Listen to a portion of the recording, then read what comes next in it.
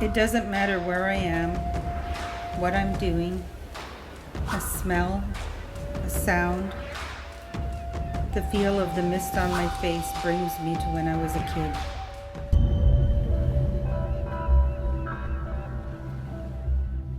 I play basketball, which really helps with me because I play for Tseshaht, with Tseshaht Pride, and a lot of those girls on there I'm related to and I went to elementary with, and just being friends with them and going places and shooting hoops with them really brings up my happiness level. Some of the things that bring me happiness in my life are my nephew, music, and my puppy. Being a kid is very special because when you're a kid, you don't really care too much. It's like a carefree thing. You do what you want to do, and you go out there, have fun without worrying about anything, not worrying about having like a job or anything, like just being who you want to be and not worrying about what other people think. That's what I think like being a kid is. One of my favorite things to do is Untitled art. Culture is a big thing for me. It's what feeds my spirit and feeds my soul. I'm a very proud Tseshaht person, and as I was getting taught, it was all about holding up us. Nothing was me. It was all about us. This project excites me because I want the world to know that even though suicide has entered our lives personally, that we are allowed to live a good, full life as strong, resilient, Indigenous Tseshaht woman and grandson. Well, I think this life promotion comes at a really good time because it ties into the reconciliation that we've been working on for many, many years, supporting survivors, me being a survivor, and it really helps that it's just great medicine for everybody that participates in this, and it teaches our young people that they do have a voice. I really appreciate the chance for the kids to learn from adults like myself who have grown up with many traumas in my life. I know that a lot of people who are in dark places, they feel that no one cares and that no one loves them. I'd even take it like a step further and like, you know, I hope like that if you do know you would have a family member who's struggling, just let them know you love them, because that's all they need to hear.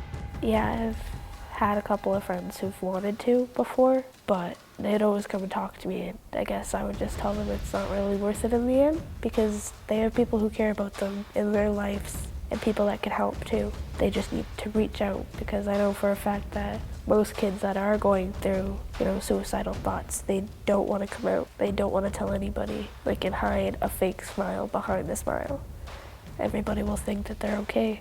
I would say the next step, if I couldn't really help my friend, is to at least try and call the KUAS helpline. They help a lot of KUAS people if they need help. There is a teen line and there's an adult one you can call. If you're really down in the dumps and don't really think, just talking to a friend would help, and talking to a professional would be better, because I feel like they could actually really help with trying to get you out of that state. If you were having thoughts like that, I'd think about the good things in life, like the good memories that you have, like with friends or with family. Like, I have tons of good memories with my friends. It gets me through my day, it gets me through my years, thinking that, you know, I have those friends that are still there for me since day one. What I would say to somebody that's in a dark place is I would just share space with them at first and create a relationship and trust with them and allow them just to be authentic. Because if you can't trust, they can't be authentic with you. I always grasp onto the culture when I'm in a dark place. I do my prayers every morning. I do some usimshing, spiritual bathing. I have a lot of confidence that I talk with people I know that will have my back 100%, people that I trust 100%. And I believe that's one of the things that a lot of our people do, is they hold stuff in and they don't have that trust with somebody.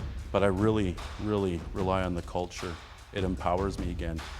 It's getting to those places again, going out to dance practice and just watching everybody sing, watching our circle get stronger, watching the kids play, watching the kids sing and dance.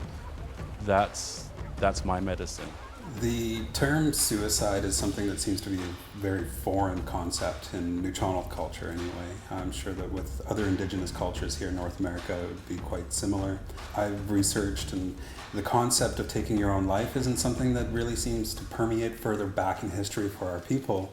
And so the concept is relatively new, and to me has a lot to do with displacement from our culture, displacement from our lands, that disconnect that we experience, that sometimes we're just not even fully aware ourselves that we are so fully removed from that ancestral way of life and the cultural teachings, the values, the principles that go along with it.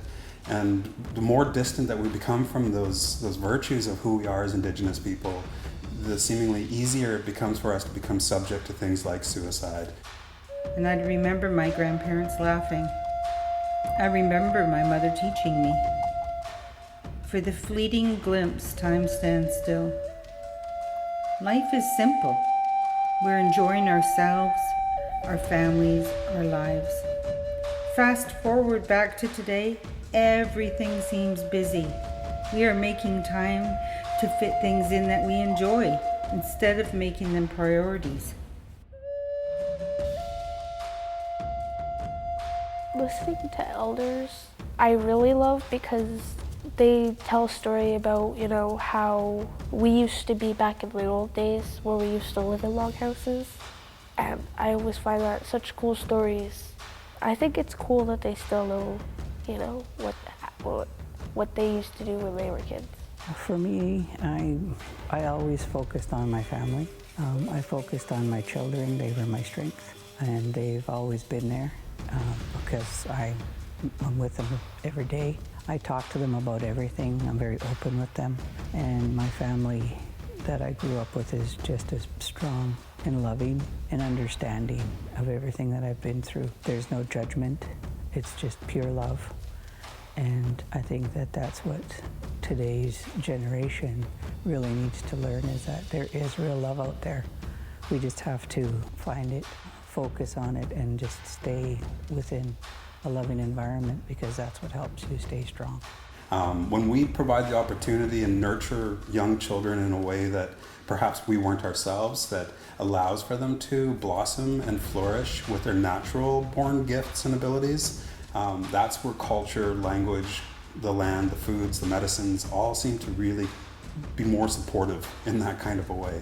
So, the role models that I see are young people who naturally take that initiative upon themselves and understand the importance of filling up those spaces that are void right now, and that we don't have to feel this sense of doom and gloom, or that it's all coming to an end, or that our culture or language is dying. When we rest that attention into our young children, we can feel hopeful that the future doesn't have to be the same way. And to me, that's the role models that we're calling upon today. We need to reconnect with our past, our elders, our stories. Every one of us has that special light inside of us. Maybe it's your grandma or an uncle, your children. Maybe it's dancing, singing, art, fishing. Whatever it is, we need to take the shade off the light and let it shine through. Remember what makes you whole and celebrate it. Share it and never let it burn out. I like to dance and sing my culture because I just like dancing. I feel like just feel good. Feels nice to know that my ancestors were here and they created these dances. I have a lot of pride with Alec. Well, he was one of the men that fought for our fishing rights.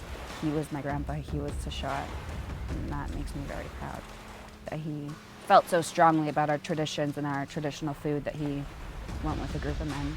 Something that brings me joy are my kids, watching them grow up, watching them in a communal way, watching how their grandma's with them, watching how they are with their auntie, having them involved with culture, watching them grow. I really believe in our ways. It takes a community to raise a kid. It brings me joy that everybody has a part in it.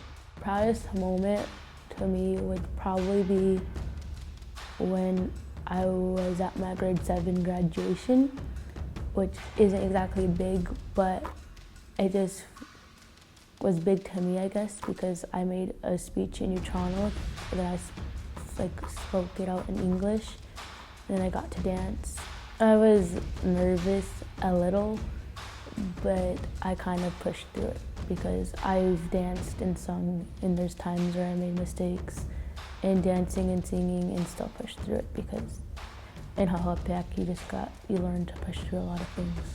When we start to explore and re-explore and breathe life back into our cultural teachings, into our language, into connections with our land, then we start to appreciate that there's more to us than what we were told in school or what we were taught to believe in society. We start to understand ourselves in a deeper, more visceral way. And when we start to explore ourselves in that way, we can honor that life a bit more. Our traditional word for life is teachmas, and teach is to be alive, teachma is your heart. So those are very interconnected words that speak to the importance of life already just in our language. When I was in preschool and daycare, my mom had me at Hahopiak from the age of like 3 to grade 6. Like I didn't go into public school until I absolutely had to. I was telling Mom that it's been a long time. It's been a long time since I really connected with my culture. Because we'd had potlatches and stuff like with the Thomas family, and like we even had my grandma Martha's. But I was so young that I didn't have a whole lot of responsibility in those potlatches. But I had a crazy amount of responsibilities in that last Fred potlatch, and I'm glad I took on those responsibilities because it brought me back to my culture. I felt like it was a big victory because there was just singing, and that was my last year of singing with a school in my community basically, and it just felt like everything's okay. And my last my last words from my graduation speech, I felt pretty happy and proud of myself. I think we're on Earth because the Creator wanted to see how people go through life. Creator put us all on Earth, and He didn't do it for no reason. He gave us talents. He gave us smarts, dancers, talents. People are smarter than others. People are more talented than others by dancing and singing. But we all have a talent, whether if you can't find it now, you'll find it one day. I'd say Tseshaht, like a lot of Tseshaht people are really nice and the culture is really out there.